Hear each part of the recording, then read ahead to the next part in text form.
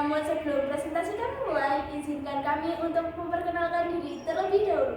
Sebelumnya, perkenalkan saya Cynthia Deviani Ariska Putri, nomor absen 18, dan rekan saya Revina Agustin, absen 19.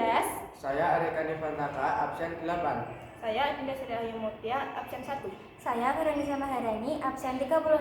Saya Fitriana Nuryanti, absen 22. Selamat menyaksikan.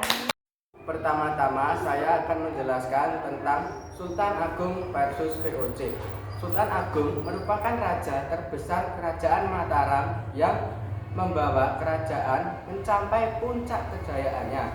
Ia memiliki cita-cita yang sangat besar, yaitu menyatukan seluruh Pulau Jawa dan mengusir kekuasaan asing dari Nusantara. Karena itu, ia sangat menentang keberadaan VOC yang memonopoli perdagangan dan merugikan rakyat. Kedua, saya akan menjelaskan tentang strategi diplomasi. Walaupun gagal dalam peperangan, Sultan Agung tidak menyerah. Ia menggunakan diplomasi, yaitu 1. VOC mengakui keberadaan Mataram. 2. VOC mengirim upeti secara berkala. 3. VOC tetap diizinkan berdagang di pantai utara Jawa. Selanjutnya di sini saya akan menjelaskan tentang jalannya penyerangan. Serangan 1 pada tahun 1628, pasukan Mataram dipimpin Tumenggung Baureksa menyerang Batavia dan mencoba mengepung dari berbagai arah.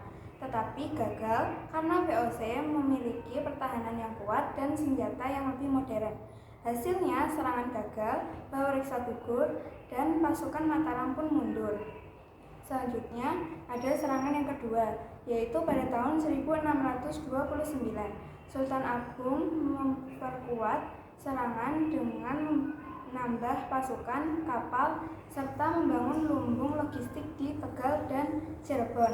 Namun rencana ini diketahui VOC, sehingga lumbung dan ratusan kapal Mataram dihancurkan. Mataram sempat menyerang dan merusak benteng Hollandia, tetapi tetap gagal merebut Batavia dan akhirnya mundur. Selanjutnya, saya akan menjelaskan penyebab kegagalan. Yang pertama, senjata VOC lebih modern dan lengkap. Yang kedua, logistik Mataram dihancurkan sebelum perang. Yang ketiga, jarak jauh membuat suplai sulit. Yang keempat, koordinasi pasukan kurang maksimal. Selanjutnya, saya akan menjelaskan setelah Sultan Agung. Setelah wafatnya tahun 1645, Mataram dipimpin oleh Amangkurat I. Berbeda dengan Sultan Agung, ia lemah dan dekat dengan VOC, serta bertindak sewenang-wenang. Akibatnya muncul berbagai perlawanan rakyat, salah satunya dipimpin oleh Trunajaya. Selanjutnya, dampak pahlawan. 1. VOC semakin kuat dan memperluas kekuasaan. 2. Mataram gagal mengusir VOC secara militer. 3. Namun VOC tetap merasa takut dan waspada terhadap kekuasaan Mataram. Selanjutnya ada nilai keteladanan. 1. Semangat pantang menyerah. 2. Cinta tanah air. 3. Keberanian melawan penjajah. 4. Jiwa kepemimpinan yang kuat. 5. Keinginan untuk bersatu. Selanjutnya yaitu tokoh-tokoh yang terlibat saat penyerangan Mataram versus VOC. Jepekun menggunakan taktik bom hangus terhadap gudang-gudang logistik milik Mataram. Dia mengirim kapal-kapal untuk membakar cadangan beras milik Mataram di Tegal dan Cirebon.